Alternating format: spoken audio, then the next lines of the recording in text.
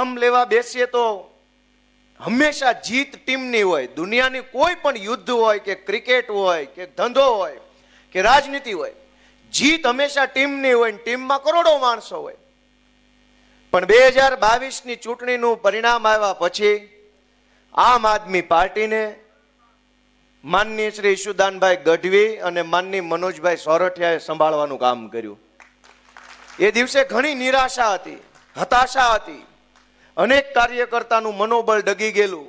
મેણા મારવા વાળા માથે ચડી બેઠા હતા. હવે તમારું કાંઈ નહીં હાલે, પતી ગયું, ના પાર્ટીમાં કાંઈ નથી, હાલો ભાજપમાં. ઘણા ખરા વૈયાઈ ગયા, ઘણાએ પાર્ટી બદલી નાખી. એક ચૂંટણી હાર્યા હતા, વેંડિયું કૂદી ગયા.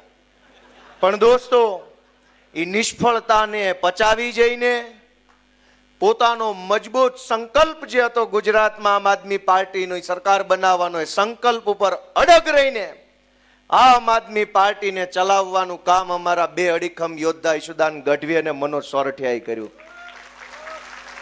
નિષ્ફળતા આવે ત્યારે બધાય માથે ચડી જાય. જેણે જિંદગીમાં મત આપવા ન ગયા હોય એ તમને સંગઠન કેમ ચલાવવું એની સલાહ આપે. આમ નહોતું કરવાનું ને આમ કરવાનું હતું ને આને ફોન કરવાની જરૂર હતી ને આ બસ ને ઓલી બસ લાવવાની જરૂર હતી. અહીંયા તમે ન મળ્યા એટલે